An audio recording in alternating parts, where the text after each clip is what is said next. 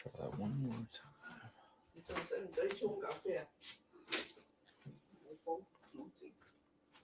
Okay, I think we are live. Let's double check.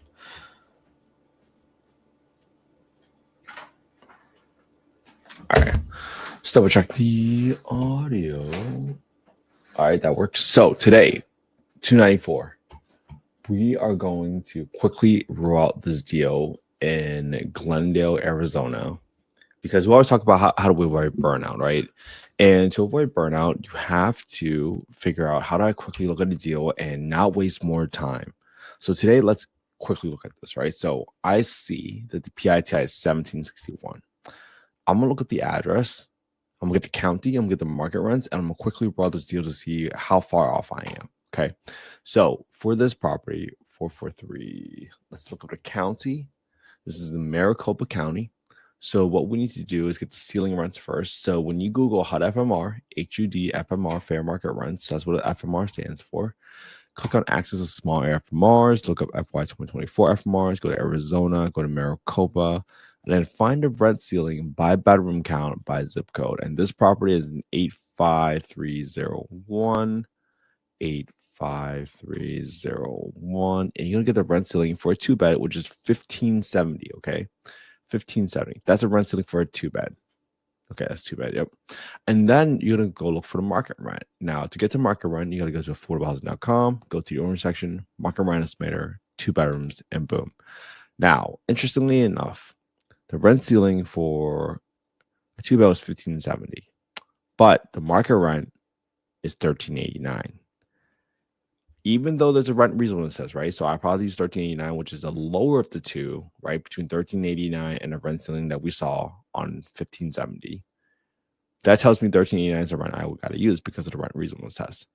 Now, when I compare that to the PITI of 1761, in both cases, the number is lower, right? The rent is lower than the PITI. So that's how I know instantly that it's a negative cash flowing deal, right? In that situation, this is how I quickly brought a deal because it's not worth my time anymore. Okay.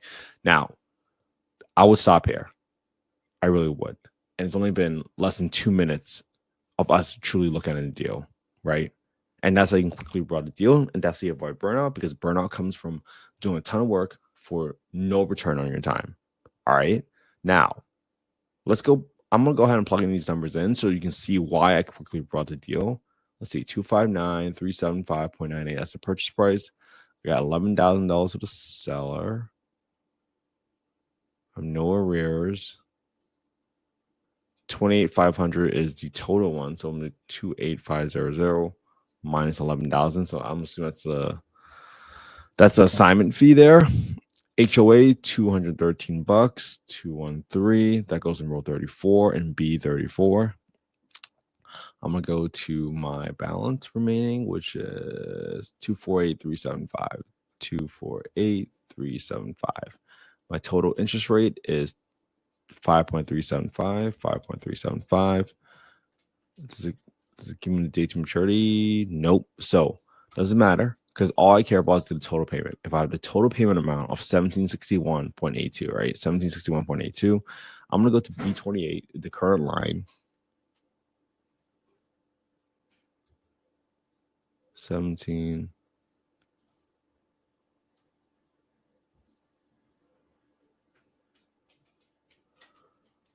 1761.82. I'm going to subtract the principal portion of the sub-2 loan and the interest portion of the sub-2 loan. So that's going to give me my balance for property taxes and insurance.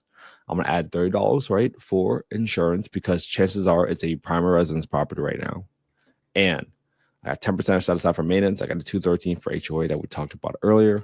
I got 10% for property management. I got 5% vacancy. And you will be losing cash flow wise after you put in the rent of $1389, right? Because that came from the affordablehousing.com website, $1389.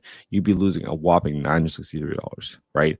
This is before we even figure out the cash and cash return, because it's a negative cash flowing deal. So unless you're buying this property to rapid or to live as a homestead, as a primary residence, then to me, this is not a deal. Home is not that bad. Yeah, it's not that bad. All right, cool. So that's how I wrote this deal. So my goal for you today is, if you want to analyze this deal fully and not even rule out the deal, you just want to do the whole process, go copy this properties details. Okay. Go to my website, affordablehousing.io, click on a get deal analysis tool, name, email, phone number, and you will get sent the Excel spreadsheet. Again, I didn't pick this spreadsheet from scratch. I simply got it from a few other folks, and I combined it, I tweaked it, and modified so that I can analyze deals really quick, really fast. And I hope you guys get the practice in. Go live with me. Analyze the deal every single day. Stay consistent, because this is how you get better. This is how we can analyze deals together. And that's it. I hope you all have an amazing Saturday. Again, this wasn't investment advice. I'm not soliciting any investments on this call. I'm just showing you all the work that I'm doing every single day. Put in the reps so that you guys can learn, right? Imagine going to a partner and saying, boom, this is how I quickly run a deal. This is how I quickly know it's not a deal. Do you think that's going to inspire some confidence? I certainly hope so. All right. Have an amazing day. I'll be back again tomorrow. Have an amazing weekend if I don't talk to you for the rest of this weekend.